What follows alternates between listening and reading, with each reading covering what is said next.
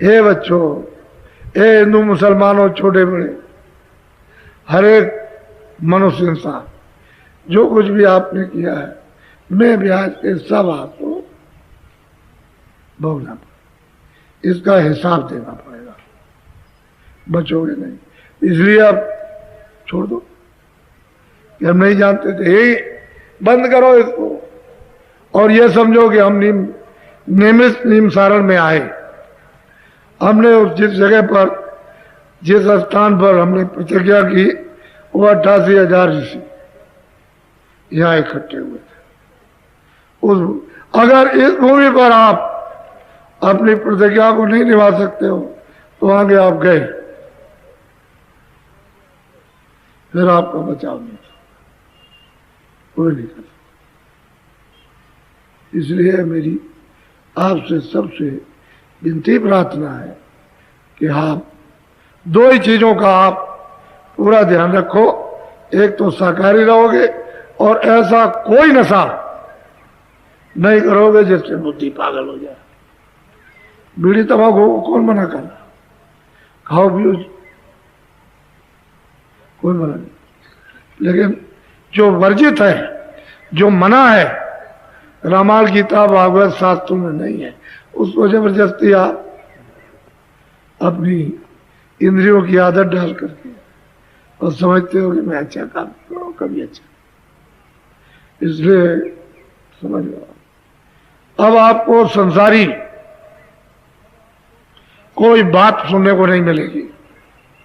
अब तो हमको ये बताना है कि यहां तुम्हारा कुछ है ही नहीं, तुम यहां के रहने वाले नहीं हो, कोई यहां रहने वाला नहीं, न तुम्हारी बच्ची है, न बच्चा है, न स्त्री, न पति है, न भाई बंद है, न ये तुम्हारी जमीन है, और न ये तुम्हारा राजपाट है, न ये बाग बगीचे, तुम्हारा कुछ है ही नहीं।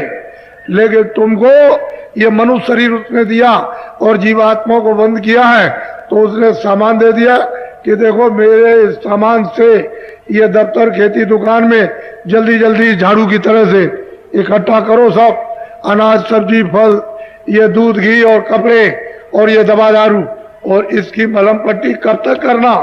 जब तक इसमें जीवात्मा रूह है तब तक इसकी मलम पट्टी करके निरोगी रखो और जीवात्मा को जगा के अपने घर में पहुंचाओ। तो मैंने कोई मना थोड़ी किया कि खेती दुकान दफ्तर न करो, उल्टा मत समझना। ये बाबा जी ऐसी विद्या पढ़ाएंगे, उल्टा मत समझिएगा। खेती पहले, दुकान दफ्तर का काम, बच्चों की सेवा पहले, ये पहले करो।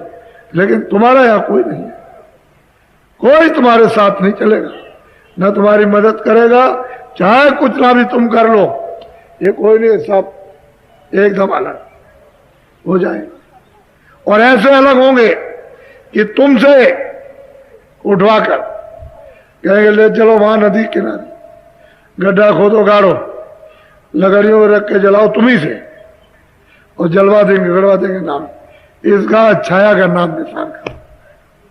क्या कहते हो? मेरा है, मुझे ये बहुत कराना। कब तक? तुम जब तक इसमें तुमको श्वासों की पूंजी मिली है, जो नाक से और मुंह से जो हवा निकलती है, ये पूंजी गिनती की आपको मिली है, जब तक रहो तब तक इस सामान से इसकी मलम पट्टी करो। जिस दिन हवा खत्म हुई उसी दिन तुम्हारा जिस्म और ये शरीर जमीन पर धड़ाक से गिरेगा। न तुम देख सकते हो, न सुन सकते हो, न बोल सकते हो, न हाथ पैर हिलाओगे, सट से ऐसे गिर जाओगे। तब तुम कहते हो मेरा है? पगले, होशियारी से, ये मृतरोग है, समझदारी से काम ले। मुसाफिर में, मुसाफिरी में, ये मुसाफिरी है। अब की बार मनुष्य शरीर मिल गया, ये मुसाफिरी इसी में अपना काम कर ले, नहीं तो फिर वापस लौटना मेरे मनुष्य शरीर। तो मुसाफिरी में मेल जोड़ से रहो, मोहब्बत प्यार से। यहां सब आए प्यार मोहब्बत से। ये सड़कों पर आवाज लगाते हैं, कोई भूखा प्यासा जा रहा हो सड़कों पर तो आ जाओ और खाना खा लो, ये कह रहे सड़कों के ऊपर में, ये कहते। अरे भाई प्यार मोहब्बत से सब तुम्हारा और कुछ भी तुम्हारा नहीं। जब तुम सब समझोगे तभी तो मतलब बंधन टूटेगा। और जब ये समझ लोगे कि नहीं ये मेरा, ये उसका, वो उसका, उसका लेना देना, ये, तो बंधन टूट जाएगा। ये टूट नहीं सकता, प्रगाढ़ बंधन हो गया, इसे खोल नहीं सकते हो। इसलिए हमको ये बोध कराना है कि जल्दी करो मनुष्य रूपी मंदिर में, और जल्दी जीवात्मा को जगाओ और ऊपर चलो। बड़े बड़े शहर, बड़े बड़े लोग, बड़े बड़े देश, ये मृतलोक कुछ नहीं है, ये कूड़ा कचरा है। वहां ऐसे सूरज और चांद, न इस तरह की रात होती न दिन होता, न ऐसे दफ्तर है, न ऐसी दुकानें, न ये टट्टी पेशाब, न कपड़े हैं, न मारपीट, न दवा दारू, न डॉक्टर है। वही रूम है निर्मल, पाक साफ, पवित्र है।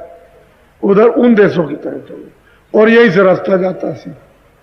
हम बताएंगे, आपको बताएंगे। हम तो आपके सेवक ही हैं, हम तो कोई फकीर तो है नहीं, ना हम कोई महात्मा है, ना पहले थे ना अब ना आगे। बात हमारी सीधी साधी को अच्छी तरह समझो।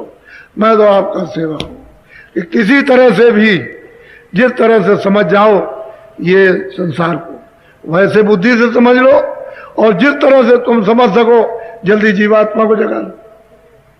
हम तो मेहनत करने वाले सेवक हैं, क्योंकि हमारा काम है मन, बुद्धि, चित्त, अंतःकरण, जीवात्मा, ये जो कूड़ा कचरा भरा है उसकी सफाई करना, उसकी रगड़ मारना।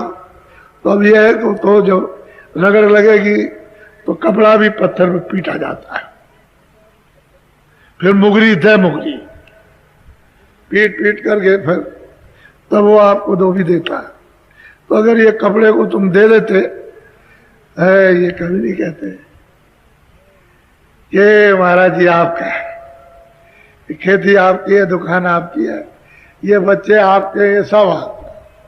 फिर ये बात नहीं है, अरे तुमने अभी कुछ नहीं समझा, उनका कुछ नहीं है। जिस दिन आप उनको दे दोगे, कहोगे सब आप करो, उसी दिन तुम बादशाह हो गए। तो उनको अभी इसका पता ही नहीं। इसलिए आप कोई महात्मा होगे, जो काम करते रहे वो तो सेवा का कोई महात्मा नहीं बना। जितने महापुरुष आए कभी नहीं बने, तो हमेशा सेवा करते रहे, और जीवों को जगा करके, धो करके, साफ करके, रास्ता बता करके, दिखा करके, सहयोग देकर, मदद दे करके, और उनको चढ़ा ले गए। उनका काम है कि भाई तुम चलो मालिक के पास। कह दिया भाई देखो ये तुम्हारा मालिक है, हमारा काम बिचौलिया का था, तुम इससे बिछुड़े थे, तुम ये अलग, आपसे ये अलग और आप इससे अलग। हमारा काम था, लो हमने पहुंचा दिया, ये जा रहे आप जा रहे। उनका काम तुम देखते हो पंडित क्या करता है, शादी विवाह कराता, चलो लड़के चलो लड़की, और उसको गठबंधन मंत्र पढ़ करके ये वो कहीं 10 मिनट में, कहीं आधा घंटा के 2 घंटे में पढ़ के उसको बता देता है कि देखो तुम पति हो, तुम पत्नी हो, और ये तुम्हारे काम, ये तुम्हारे इसके हैं, इस तरह से तुम सेवा, ये तुम सेवा।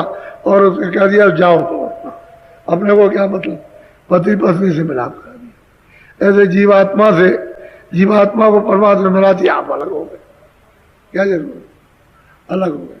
लेकिन यह है कि महापुरुषों की एक विशेषता है, स्थान सदा रहेगा, वो इधर उधर नहीं हो सकता, वो तो अखंड है, और उसको आप नहीं समझ पाते।